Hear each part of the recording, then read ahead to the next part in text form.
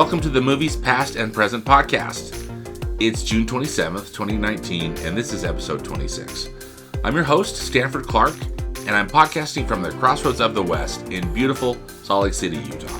Just like my blog, moviespastandpresent.com, I'll be providing recommendations, commentary, and reviews about current and classic cinema. Thanks for tuning in, and let's get started.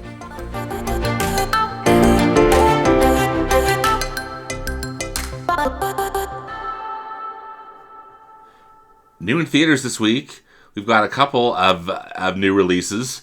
Actually, this one opened yesterday. It's Annabelle Comes Home from New Line Cinema. This is a horror movie.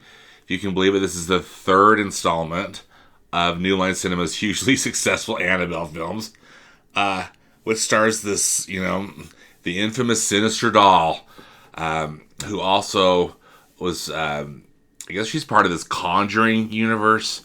And you know me, I'm still not a horror guy, so I haven't seen any of these. But Gary Dauberman, who's been the screenwriter of these hugely successful Annabelle films, is making his directorial debut with Annabelle Comes Home. And here's the plot summary. Determined to keep Annabelle from wreaking more havoc, demonologists Ed and Lorraine Warren, who again are played by Patrick Wilson and Vera Farmiga, bring the possessed doll to the locked artifacts room in their home, placing her safely, quote-unquote, behind sacred glass and enlisting a priest's holy blessing. But an unholy night of horror awaits as Annabelle awakens the evil spirits in the room, who all set their sights on a new target, the Warrens' 10-year-old daughter Judy and her friends. So, yeah. Annabelle Comes Home is rated R by the Motion Picture Association of America for horror, violence, and terror. Next up is a musical comedy called Yesterday. It's from Universal Pictures. It's directed by Academy Award winner Danny Boyle. And it's got a really interesting premise. Jack, who is played by actor Himesh Patel, is a struggling singer-songwriter in a tiny English seaside town whose dreams of fame are rapidly fading despite the fierce devotion and support of his childhood best friend, Ellie, who's played by actress Lily James. After a freak bus accident during a mysterious global blackout, Jack wakes up to discover that the Beatles, as in the band, the Beatles, never existed. And he finds himself with a very complicated problem indeed.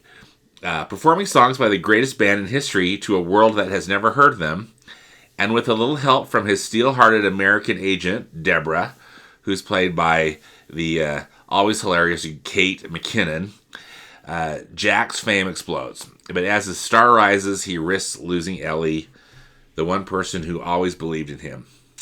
With the door between his old life and his new closing, Jack will need to get back to where he once belonged to prove that all you need is love. And I did not write that. This features new versions of the Beatles' most beloved songs. And again, an intriguing premise for a romantic comedy. Sadly, the reviews I've seen have been pretty bad.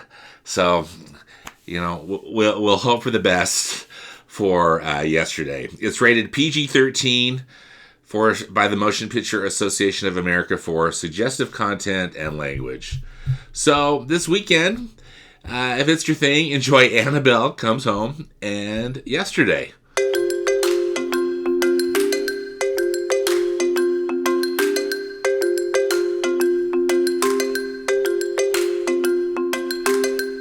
From Classic Cinema Corner, I'd like to focus on a title that's part of the great Criterion Collection.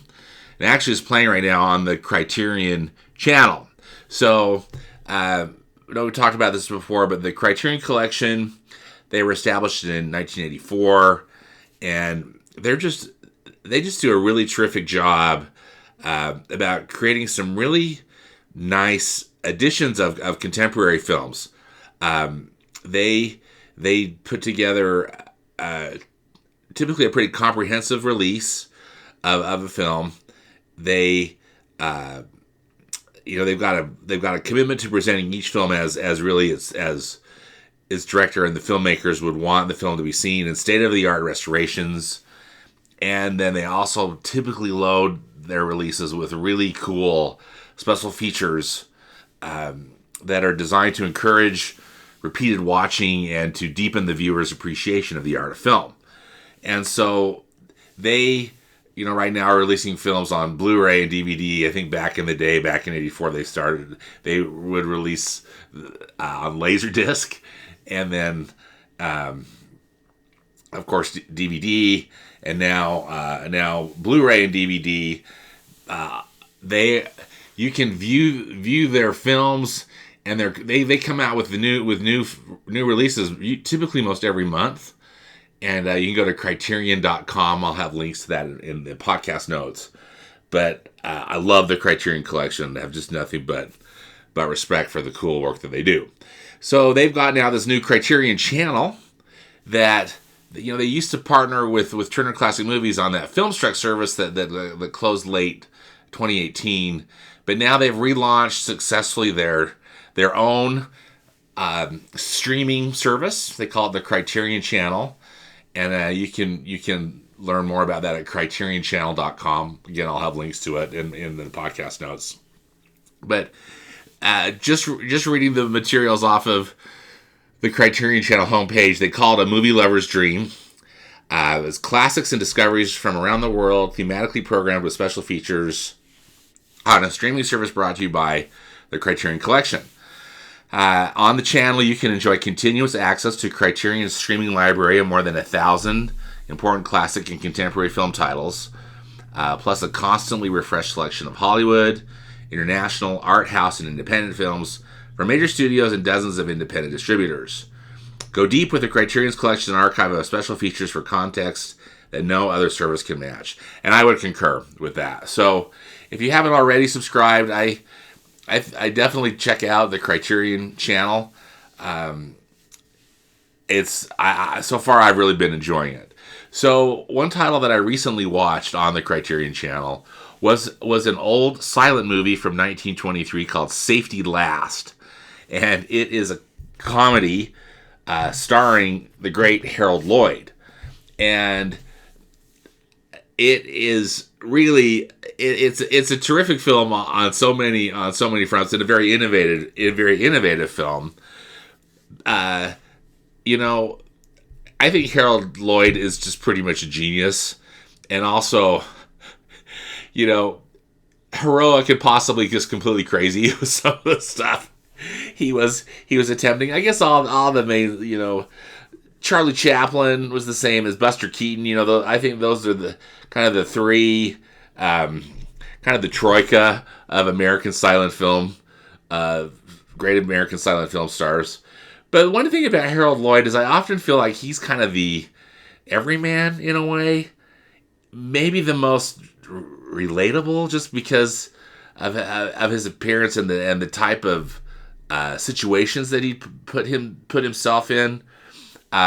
He's just a modern guy striving for success, as it says on the Criterion Channel summary. In fact, on the Criterion Channel page for Safety Last, it's saying that this film is the perfect introduction to Harold Lloyd, with its torrent of perfectly executed gags and astonishing stunts.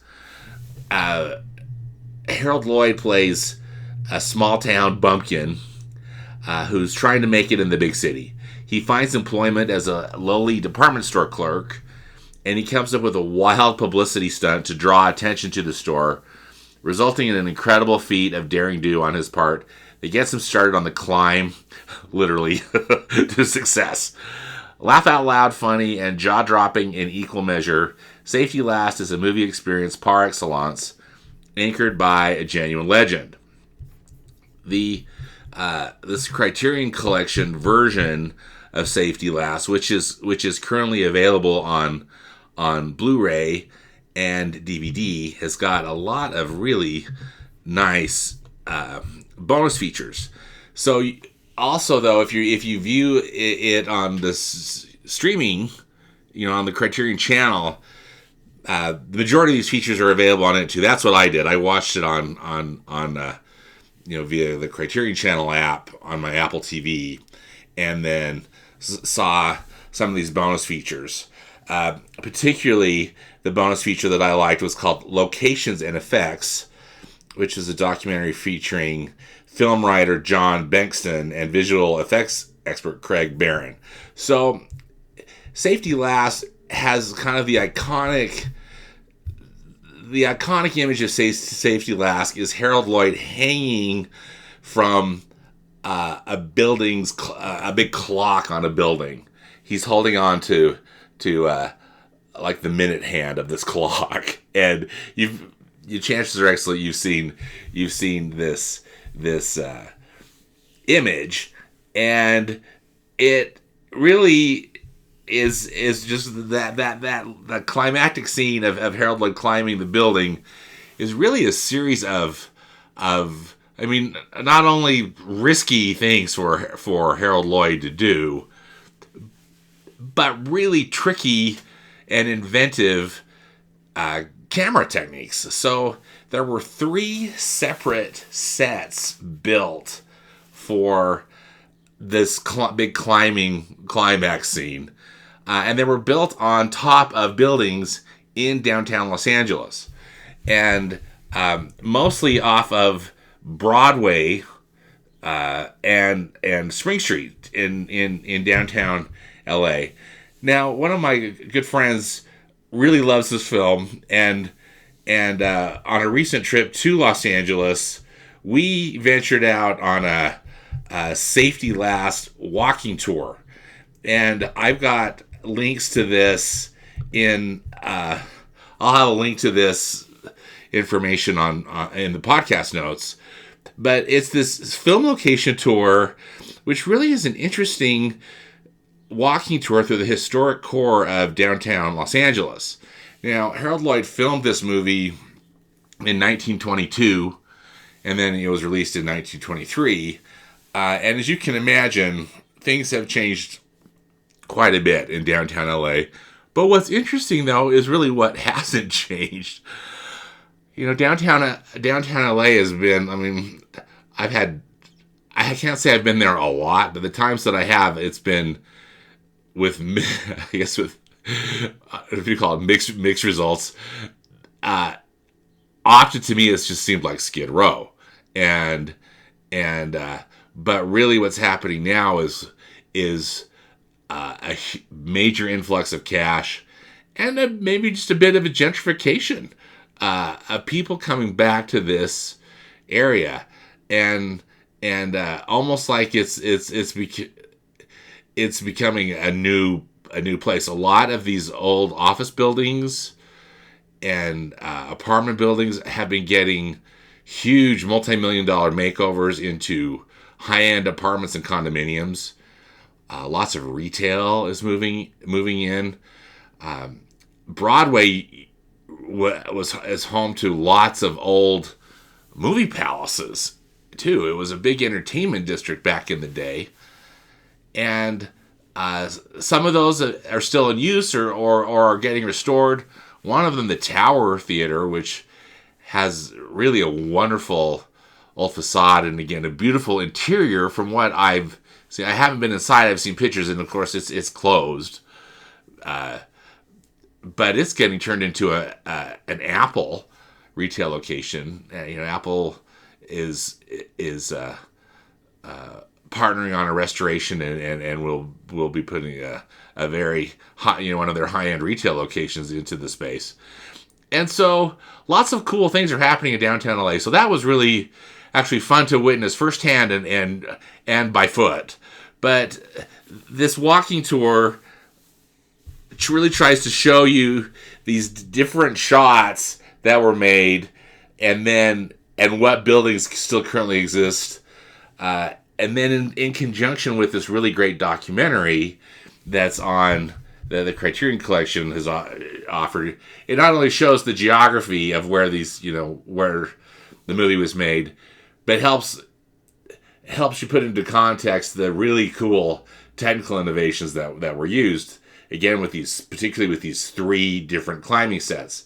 Because the climbing sets are on different buildings, the perspective really changes. And so for an astute movie watcher, you probably will notice that the backgrounds change somewhat. Although, again, really you're mostly focused on Harold Lloyd and his amazing physical comedy as he's trying to climb this building, and then all the vicissitudes that he runs into. So that safety last tour was really fun, but the most fun was watching the movie. One thing, again, just to consider with what Harold Lloyd was doing is that even, they tried to, the way they built these sets, there were mattresses and all sorts of different things to help, and he wasn't necessarily climbing that high, although because the sets were on top of a building, he was that high, but just in a more controlled thing as with these climbing stunts. Although, he was pretty coy about how he filmed it with the press, but still, there's enough documentation and different things about the production that shows how he did it. And again, if you're really interested in diving deep into it, I'll have links out on the podcast notes. But I think more to the point, this movie is so much fun. It's a combination of you're horrified about what this actor's doing, and laughing hysterically because the physical comedy is so outstanding. It's really a delight, and I just can't recommend highly enough Safety Last. If you've never seen it, and also if you have seen it, check out this really nice Criterion Collection restoration, and enjoy those bonus features too.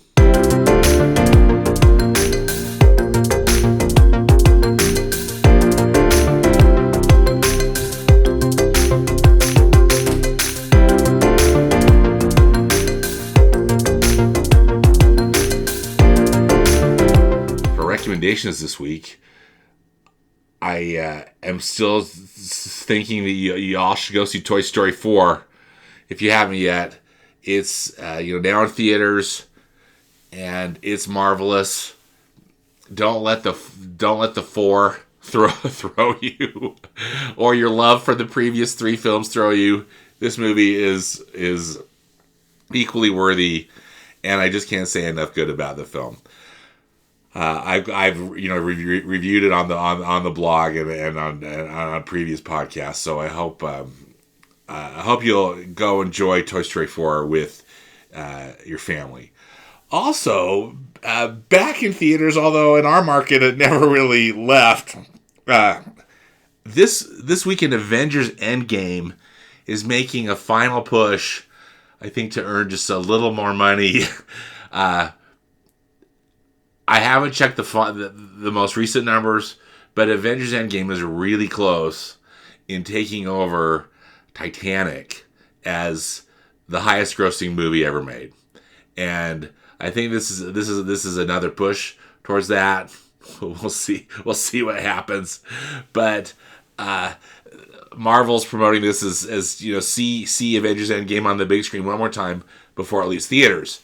What they're offering this weekend is an exclusive poster, and it's a pretty cool poster. It's of Iron Man's Infinity Gauntlet, and spoiler alert that he uses in the end of the film to again, spoiler alert, to beat Thanos. But it's a cool exclusive poster that's available at select theaters while supplies last. So hopefully it's available at a theater near you if it's something that you're interested in. I've got the artwork for it in the podcast notes if you just want to check out what the poster looks like. They've also added to the film print a special introduction from director Anthony Russo, who's one of the Russo brothers who directed the movie. An unfinished deleted scene. I guess, whatever that means. I mean, clearly it's a deleted scene that they didn't complete, but we'll see if it's 30 seconds or something. That could be cool. And then also a special sneak peek from the new Spider-Man movie. Spider-Man Far From Home opens up next week. And anyway, so and really this, from what I've read, this new Spider-Man movie is really an epilogue to Avengers Endgame. So anyway, that sounds like it could be cool, and I'm probably gonna check it out, even though I've already seen Endgame, of course. But this sounds like it could be fun, and I'm all for Endgame taking over Titanic. Also, just of note, Avengers Endgame is going to be available for you to watch at home. The digital release is on July 30th, and then the Blu-ray comes out on August 13th. So again, this weekend, check out Toy Story 4 and Avengers Endgame if you're so inclined.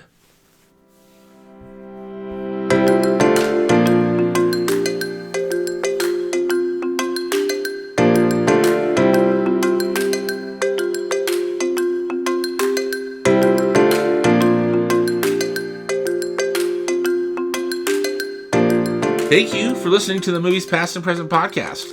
Again, links and more information about all of the movies discussed in today's podcast can be found in the podcast notes on my blog at moviespastandpresent.com.